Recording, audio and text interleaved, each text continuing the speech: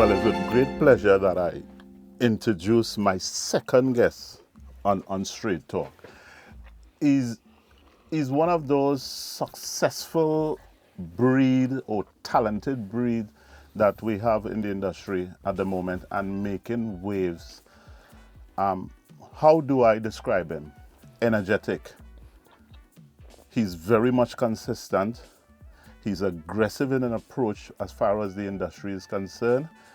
He is going places that probably I don't even think in the history of the UK we've had anybody that has reached some of the boundaries or hit some of the milestones that he has actually hit. And I would like to introduce my second guest to Straight Talk. I want to welcome Mr. Triniboi Joocie. Yeah! What's up? My brother. What's up? It's been the long. Legend. The legend. The legend. It's been some time, man. It's so much happening for you. So much happening for you. And we've been wanting to have this conversation. And the conversation is surrounding you, the trials and the tribulation of what you have gone through to bring you to the point where you are in your career. First, let me take this opportunity, if I never get this opportunity again, is to say congratulations for all that you have done for the industry and the music, and even shining light on Europe. You're not a UK artist. You're an artist that represents the whole of Europe, especially going out into the Caribbean. Because I think we are split into parts. We have the Americas, we have the Caribbean, we have Africa/Asia, and we have Europe. And you are the one artist I can say that has done more. And I'm not going to make any apologies for what I'm saying now. You've done more for European artists as far as the art form and the culture of soca is concerned. I want to say congratulations and continue to do what you're doing. What's been happening? It's been a while. You know, some people say it's been a minute, but in your case, it's not a minute. Nah, boy. Let me start. Who is Triniboi Joocie? First and foremost. Who is Triniboi Joocie? So Triniboi Joocie is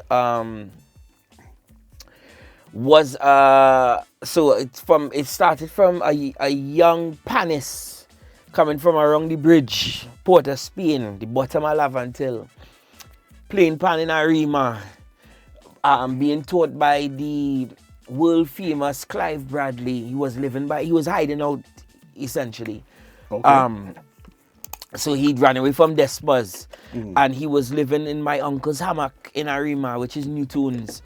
And 1998, which is High Mass, the year that the band won the biggest upset in pan history. Triniboi Joocie was this little boy running around, playing pitch, flying kite. And this man walked up to me and said, "Boy, you have too much energy. Why you don't go and play pan or do something?" And I watch him like, who's this vagrant? No, like, to be honest, I watch him like, who's this vagrant? Not realizing who he was. And from that moment, he planted that seed. I said, "What is this pan?" You know, and my uncle makes the pan, and nobody taught me, like, showed me how to hold the sticks. Okay, what I did is I got 2 carb crates because I was too short. And I had to hang the pan on my belly. To hold it down now. And I just started to learn. I didn't want anybody to see me. And, you know, moving forward, I actually learned the Panama tune High Mass. And just before the band got to the semi-finals, I said I want to play. And they looked at me like, where this little boy going? Where he going? What you talking about? Because this member partners have money thing home back in those times. You know, and somebody's living, you know. And I cried and the captain said, "Don't worry, boy, don't worry." And I ended up playing finals. They put me in the back, somewhere in the back on one of these stands in the back. So and that was with which band? Newtown. So we need to look at the final. So we urging people to go out there and see if they could spot him. And who tell him to do that? Because they put me in the back. Yeah. All the newspapers in the country come and captured me. And I made the front page. And we won Panorama, and it was the biggest upset in pan history. And I remember they knocked my father's door. And I remember just seeing this bright light, like the lights we have here. And the man said, "How does it feel?" And I said, "It feels good to win." And the next day, that was the front page of the newspapers in Trinidad and Tobago. And the year was? 1998. 1998. And in Champs in Concert now, they put your boy up in the front. Yeah. And I was spotted by Dudley Dixon and Pepe Francis. Also somebody from Germany as well. They said, we want to bring this youth man to England. Or we want to bring this man to Germany. Yeah. So I was like, I was one of the hottest player on the market. They wanted to buy a boy from young. If this is football, I was the most expensive. Yeah. So all now so I've been speaking fluent German because they wanted me in Germany. Yeah. But it so happened Mom was born here, and because of Mom, that's how the history with the UK, and we end up moving over, and that's where it started from Pan. From Pan and touring with Pan, and Pan is the real foundation, the soul of what was the foundation of Triniboi Joocie. And, when I fast forward on going to college, I went to West Thames College. And at the time I was in college with Olatunji Yearwood. Yeah. And he left. And a guy called DJ Shiny, Grenadian fella. Shy. And he said, yo, come by me and record. And that's where I started going there and recording and writing songs to instrumentals, and that's where the seed was planted, man, from. So Shine is one of those people that was instrumental in the inception of your Triniboi Joocie, the artist, yeah. And would we call that giving the flowers now? Yeah. Not later. We're giving the flowers now. No. And when I started to record with Shiny, he was playing on our station. Platinum FM at the time was like a pirate radio, underground station. Yeah. And I remember hearing my song for the first time. I did a song with him, and I was like, wow. What song was that? You remember?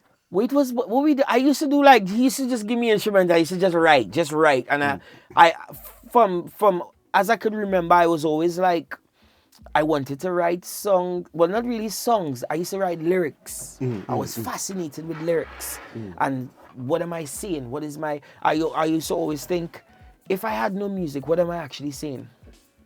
And that was the standard. Like, what am I saying? Without music, what am I actually saying? Okay.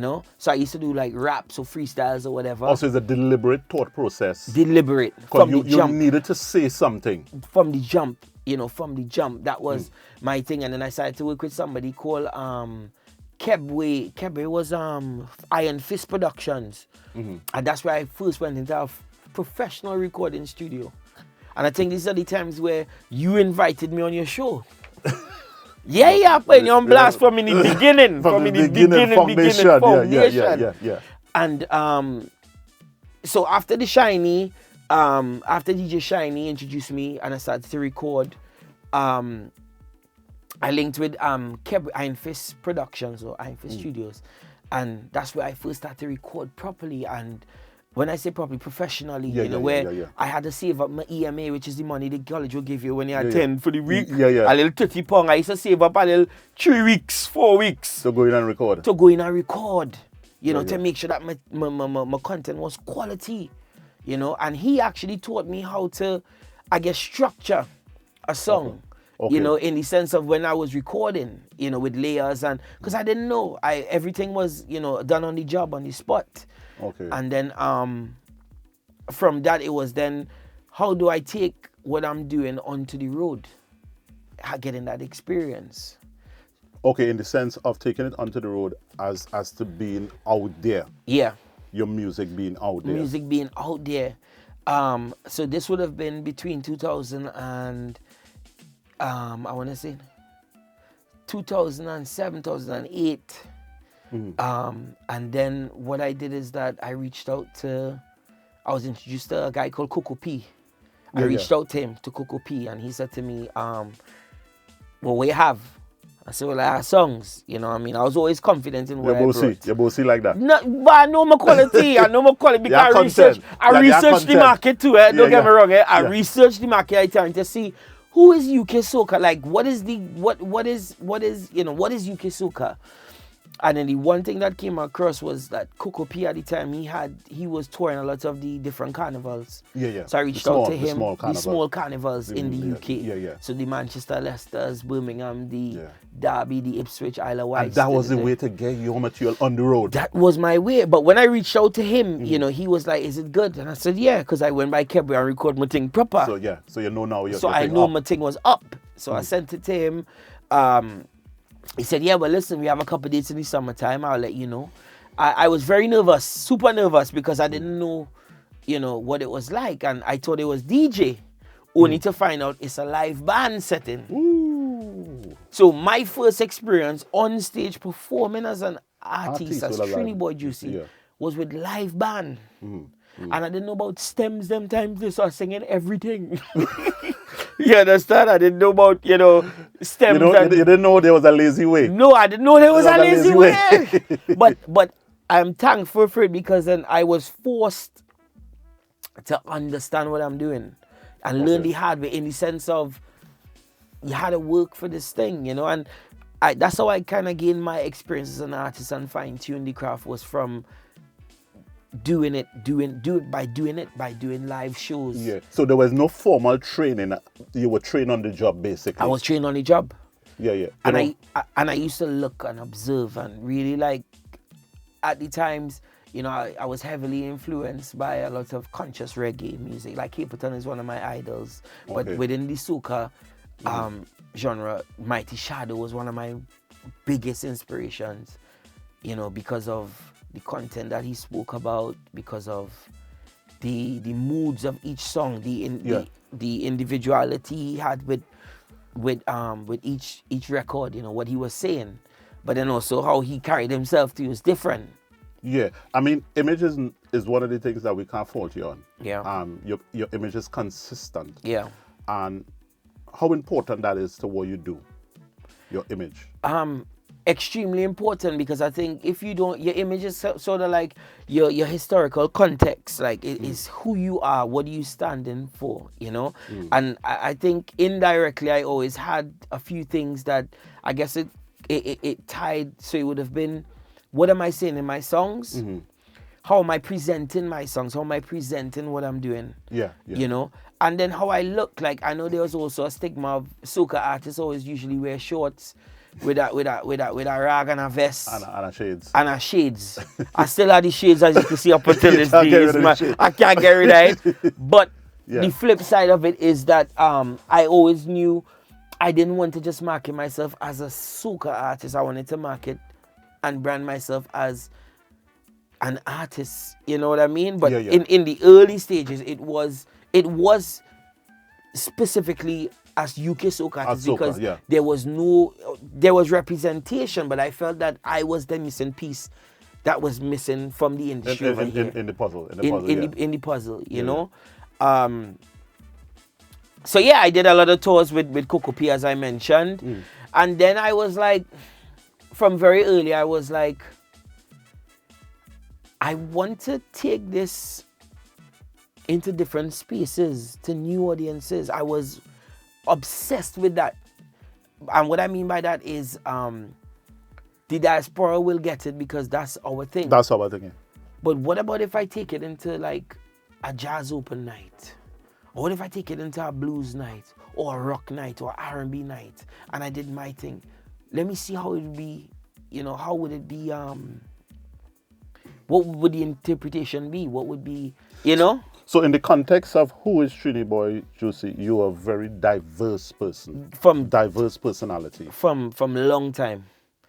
So there's no one thing. You're not in one little box in a corner. No. You just you're fluid. You're fitting into what you're doing now as a career in the sense of the music and performing.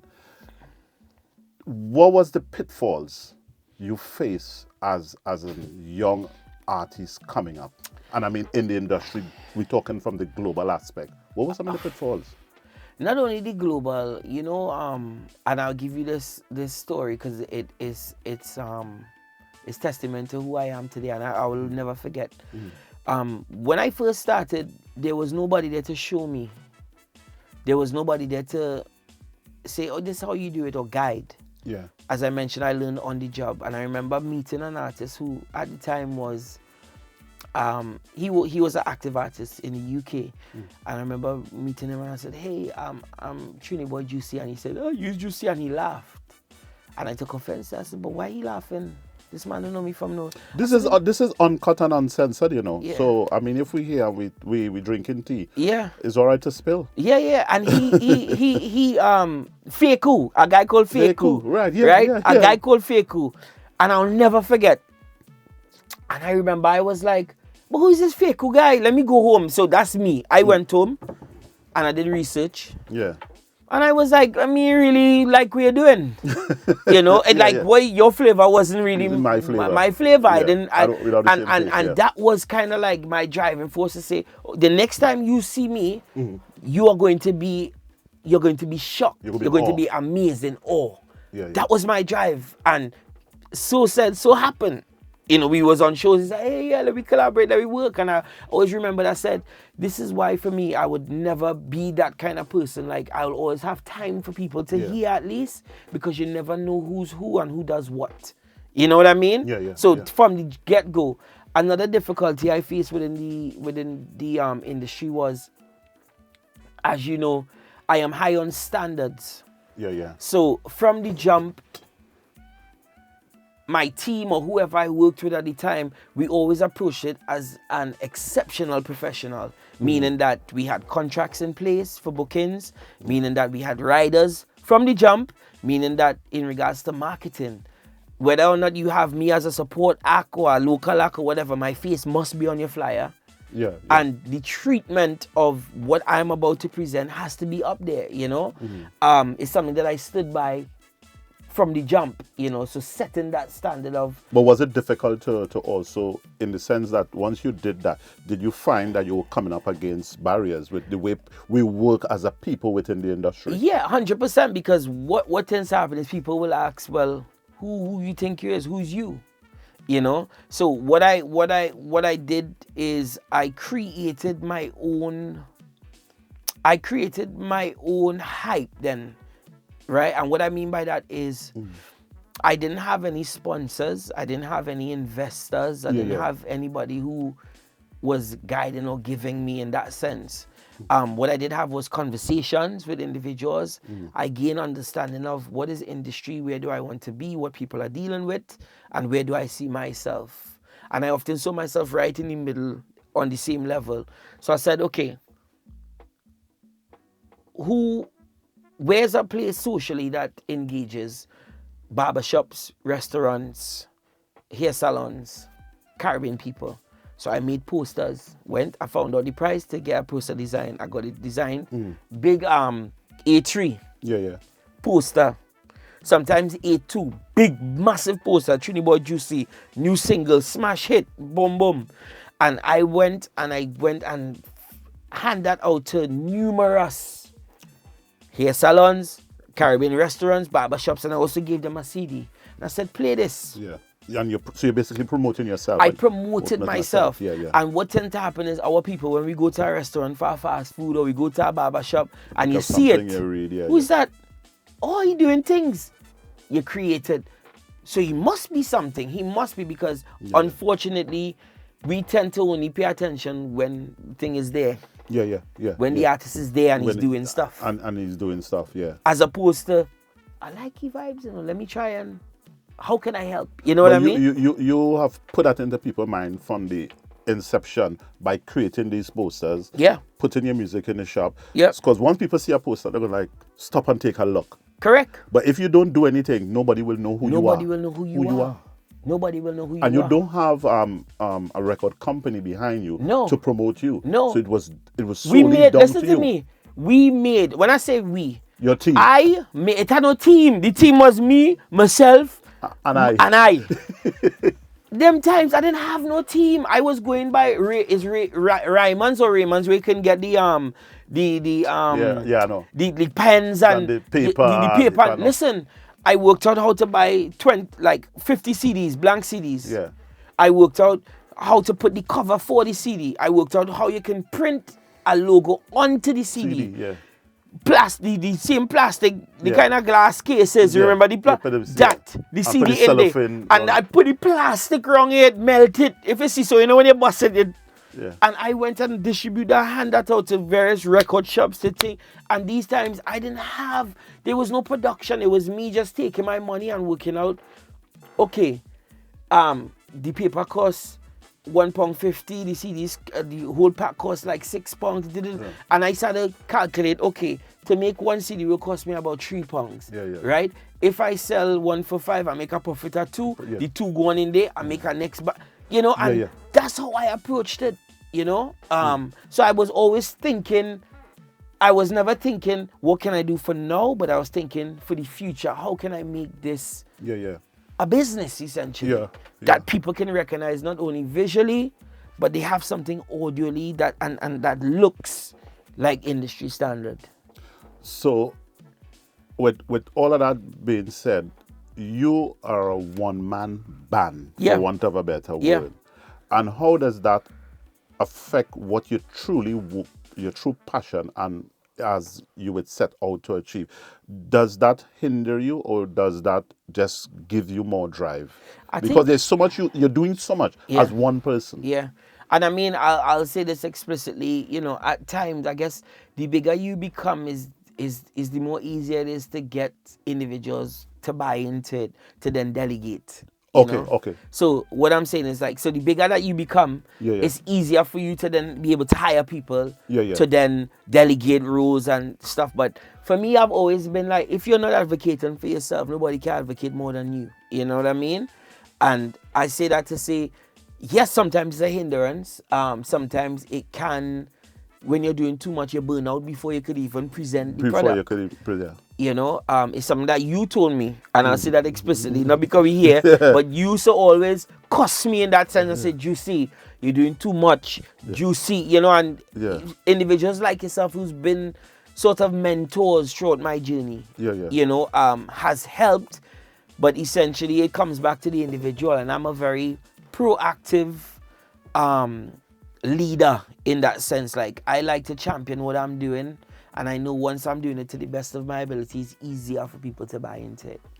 How do you approach a song? Where does a song come from? One of your songs that you're written. Is your approach, a producer will provide you with a beat, or well, we will call it instrumental, and you would then go home and create, or you is someone who is always creating, and you now go to a producer and develop that concept or that idea or that song? How do you approach it? I think over the years it's changed based on different environments, different influences. I would say initially, again, when I started to write, I would always think, what is the message? So one of my early works, I wrote a song called, one of my first soca songs was, I think it's Carnival, It's Time. And it's me speaking about Carnival and the different aspects and pan and right? Then I had a tune called Jump Up Tune where I was speaking about, you know, everybody have a jump up tune. You know what I mean? But then within that, it's kind of like rap soul, because I'm speaking about everybody have a jump up tune, but what they're really saying in the jump up tune is only jump and wave, but nobody highlighting these concepts of DJs playing it. They might be underpaid. The DJ don't want to play the artist music because they know you better. You know, so I was always depicting or unpicking, you know, subtopics within. So in the early stages, my songs were made up of messages. I had something called Soca Swagger. At the time, we had something called Funky House. And I find, well, they're taking our light. You know, so I said, you know what I mean? Soca Swagger is basically saying, your inspiration is Soca, so give it the credit it deserves. You know? So, in the earlies, the songs were created based on a message. I had something to say. Something going on in the head. Something going on in my head. And you just write. You just pen. I just pen, you know? And then further on, I started to notice that my strength is really melodies, and that's because of pan. So the different lines, different melodic flows, patterns, you know, and I would normally like hum a melody and then write the lyrics to the melody. So you're not the type of artist who would get a a song from a producer, I get what we call a rhythm, basically. Yeah. That is not your preferred choice. I mean, you know what? I think it's, once the music is good, Yeah.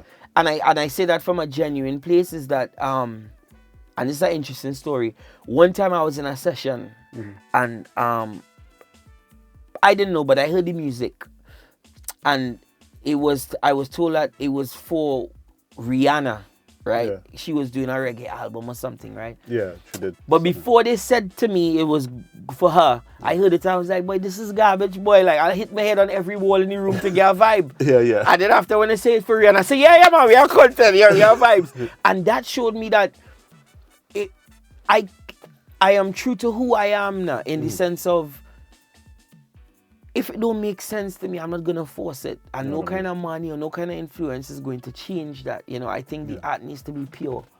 You know? Yeah. And do you accept? So, with you as someone who writes, do you or will you accept songs that are written from other people?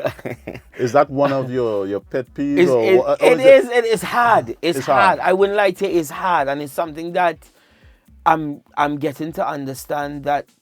Remember, for me, this thing is like me writing was a way of expressing my emotions about different topics and speaking from my perspective, my point of view. Whereas when you have somebody write for you, sometimes they may not encapsulate who you are as a person. It might be their vibe, but then you have to kind of make it your own. And I always found that difficult. Slightly difficult. That's why I was never really a fan of singing covers, because to me it's like, if you've never really seen me perform covers. I remember when I first started to tour with the band and doing the carnivals, they were like, yeah, you could sing this cover, and I was like, nah, I have my tunes. And I've always been like that from the jump, because I don't feel I can portray somebody's expression better than them. Okay, so in a nutshell, it is not something that you would refuse to do. Yeah. The right song just hasn't come from the right person as yet. Correct.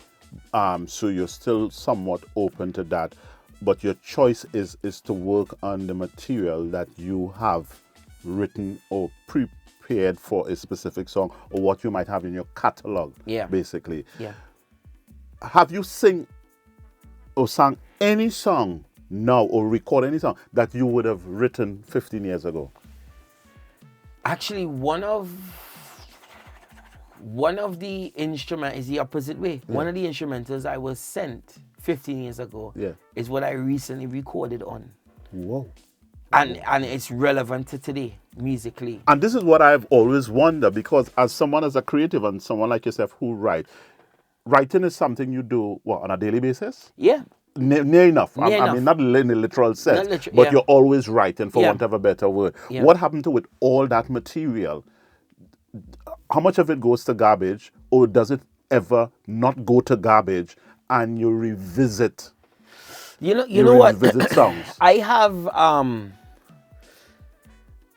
hundreds of songs, that I know you say that, like, I'm thinking, wait, but I remember that project, and I think for me now, I'm in a space where it's kind of like music. They say music is timeless, but in order to release it, it has to be the right time. The right time, yeah. Right? What happens is I get cussed because I have a lot of music, and I say, just see when I release it, and to me it's like, it's not gonna waste, but I know if it's not the right energy in that moment in time, then I'm not going to be able to maximize. So I'll give you an example. With Bottle Overhead. Yeah. It's a song that we had in the bag for a year before it actually came out. Yeah. And the only reason why it was not released is because I felt it was not the right time. Okay.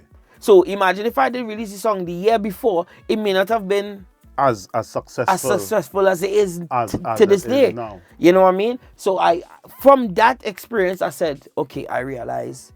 But then on the flip side to that, I've written for people. Now I'm going to, as you talk about that, because we have an artist now, and this is about you. but there has been a collaboration with a specific artist. The artist that I'm talking about is the current Road March winner, which is Michael Teja. You collab on Hall of Fame, which was the year before, which was a big tune as well. How that was come about? That was it something? Was it a project you had there, or he had a project that you both came together? It's funny. I wrote. I was in a writing camp forum with Michael Teja. I would say about 6 years ago. Alongside a guy called Marlon Rudette. So he's from St. Vincent. And I guess he would have seen my abilities as a writer, because I've never really been in the forum of writing for other people. But my friends, close friends, always said, Joocie, you need to write for people. Joocie, write, he's a writer. And I kind of remember this from the Marshall situation in 2011, where I went home for 6 months to work with them. And they were amazed by Beasted Me, which was one of my songs in the earlys. And I know if he's the quote-unquote Michael Jackson of soca music, and was in awe of my production and lyrics, I know I was in the right place. You know what I mean? So I was always confident in that sense. Me and Tesha, we did something a couple years back. And then it was, I want to say 20, last year was what, 23? So I would say 22. He reached out and he was like, yo, Joocie, I have this vibes, boy.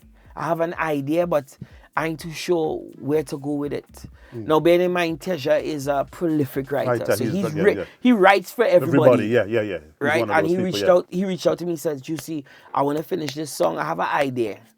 And we were back and forth, here via WhatsApp, video call. And he was in his room, and I think we was just coming out of COVID-22. So, and we were just back and forth on WhatsApp, vibes in and writing, and, it was supposed to be a collab. So it was supposed to be Triniboi Joocie and Teja. And then me not being selfish, because I knew it was a big song from the jump, I said to him, you go ahead, man. You go with it. That's my blessing, my contribution to you. And he was like, yeah. And he said apparently there's a little bacchanal with the team, because out of the catalogue of songs he had to release, Hall of Fame stood out. It wasn't actually called Hall of Fame. It was called Right Now. You heard it here first. It was called Right Now. And I think from when he heard the demo, because we was back and forth, so I recorded parts over here, sent it for him. He recorded parts, sent it. And when he played it for his team, me know if they get stupid, me know if they get greedy, me know if they get hype. But it changed from a collab to let this be your main single. Okay. But you had already given him the blessing. No. You didn't give him the blessing No, yet? not yet. Yeah. I be talking straight. Yeah. And he come to me and he was like, yo, Joocie, boy, the team saying, because I've written for everybody and I normally run out with people, that I should focus on me. And I said, you know what? Take the blessing, man. You go ahead, man. Go ahead, And that was kind of like, some people that say, boy, you're stupid, boy, you should have think. But for me, it's like, I know my capability and I know what I can do. You know what I mean? Pen-wise, I know what I can do, and everybody have their time. And what is for you is and what is for you is for you. No one can take it away. And nobody can take it. And I guess he had that blessing, him and his team, when they made a fantastic, they added some parts, so I must say that after what we had, they added some more bits that even took it to the next level. And the visuals, and he really get through. And Hall obviously, of Fame is a fantastic. Hall of Fame is a Hall of Fame too. It's indie, And I would think that would have been the catalyst to the success with this song. DNA. With DNA, Hall of Fame. But in saying that, do you see any artist, and we're talking on a global aspect, you will really want to sit down and collab with? Is there one artist that you think would be your ultimate collaboration in your career? Whether soca, reggae, pop, rock, Afrobeat, any. You know what? This is gonna song. I don't know how it's going on song, but and I just always get I wouldn't even say get criticized, but people just tell me that is I don't really watch nobody, Sugar. I don't watch nobody. So Okay. I don't. So what I mean by that is like You're in your zone. I just be in my zone. So you know people say when you look at the market, who is your competitor? Who is the first? Who is it? Like I don't You care. just doing That doesn't. you. I just doing me. You understand what I mean? I'm aware of what's happening, but to say I'm looking at people or I admire, like I really love the Afrobeat movement and the stuff that's happening there because I think they're able to capture the culture, the food, the fashion, the and they put it all together. I wish we could do the same, and that's something that I always say. With Caribbean, with our culture, we need to learn how to do that. But it comes from support too. But I'm happy that you say it or you explain it that way because I use at the beginning and people wouldn't understand when I say aggression. And you have an aggression to what you do, not aggression as in violence, but aggression in your approach to what you do. It's like you're saying, your blinkers is on and only you alone know where you want to go to and you're heading. And that is one of the things that I admire about you. You work with several producers throughout your career. J Press, who has been really instrumental in the foundation. His foundation, and he's been around and he's still around up to today. I think when I watch your relationship, I don't see producer artists. I see you all as brothers. Yeah.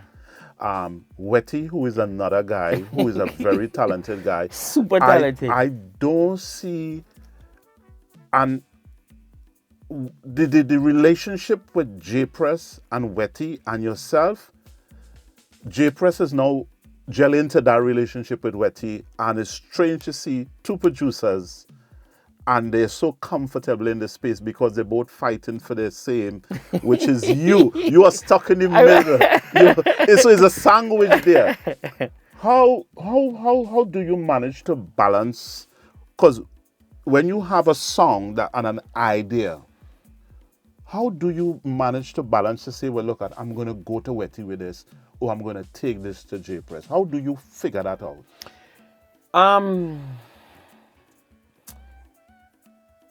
That's a good question. I think they both bring a different level of comfort and openness. So like J Press, as when I first came here, he was my first friend in the UK. So we grew up together from Pan. We share the same interests. So from Pan to we used to dance to everything. Music. Like my first hit, I would say Go Down. J Press produced that, and he's always been there, to support. We've done so much music that we haven't. So stick up in. Keep your thought. Yeah. So J Press is probably the first guy that's calling I'm on in. Hey Jay, what's happening? No, you know what? I'll be honest with you. Things change because life and you know what I mean? Everybody doing what they're doing, But he is like the other day, I brought him into studio. We haven't been in the studio in a while. Since the TV and show and I brought him in and I said, listen to what I've been working on, and he was close to tears. And to see he's close to tears because he's in he's like, this one is a hit, this one is a hit, this one. And when it's like, you and a person sit down in a room and you know the certain part of the project when the person going to react a particular way. That's exactly what happened. So he knows me inside out, I know him the same way, The thing with Wetty is funny because Wetty is what I would say he's the Quincy Jones of soca.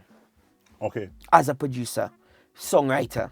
He is the Quincy, and understand what I'm saying to you? Yeah. When I mean by the Quincy, he is the creme de la creme. There is no other producer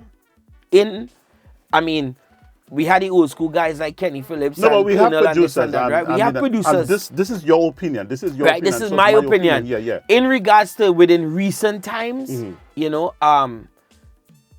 Wetty is not only has he written number ones for various artists. He's worked with everybody consistently. The Marshalls, the Skinnies, but he's a triple threat. It's everybody. He's a triple threat in the sense of he's a songwriter, producer, and an engineer. Yeah. Right, he doing everything, and he does artworks and graphics, and he is super talented. He's super talented. Now the thing with Wetty is, how our relationship is different is that Wetty has come out as an artist now, and I kind of saw my project. One of my projects with him was also how can I shed light on him because he's doing so much. I kind of see the same with him. Like I've done so much for certain people and never really reap anything, but I do it for the love, i.e. like the Teja situation. He's done that for certain artists and they've gone on and live and enjoy it, but they wasn't shedding light on him. So I pull Wetty under my wing in the sense of, yes, we're working and he will hold me accountable for what I do. So he was one of the producers who, Joocie, nah, that song in garbage, go again. Whereas nobody in the UK could have tell me that because I know the standard. You understand what I mean? So he taught me a couple of things, you know, big up to SD as well. SD Productions done a lot for me in the earlys, you know what I mean? And with Wetty, it was kind of like, let me encourage him to be the best that he could be and share the light on him. To pursue his dreams as well. To pursue his dreams, but essentially, we competing against each other. But there is nothing wrong in that. But there's nothing wrong because he keeps me on my toes. But then it's funny because he mixes and masters my project that he produced. So he competing against himself. He can get a bad mix, you know, a bad mix, and then you know what I mean. But you know, it's somebody who you trust. 100%. You could close your eye. 100%. He's giving you his all. When he give you his all. He's not shortchanging you because he has to do his own thing. Correct. And when he's doing his own thing, you are there with him, trying to get his thing right. To say, Wetty, nah, that man, I don't like all that. 100%. And we are so transparent. Like, we're brothers. It's not artist and producer. We're brothers. You know what I mean? So I'm grateful for that, man. But to answer your question, you know, I am lucky to have these individuals and others who Logic, like, you're suing Logic, know Logic. He has been instrumental to my journey from the sense of he's the one that came up to me, you need a logo, you need to get merch, you need to get from the jump. And I was like, me what that? I just want to sing my songs. You know, so you have certain people who keeps me intact and holds me accountable for, you know, what I do. You know what I mean? We may have to jump back. We talk about Wetty and I want to stay on Wetty. Bottle over the head. Where did that come from?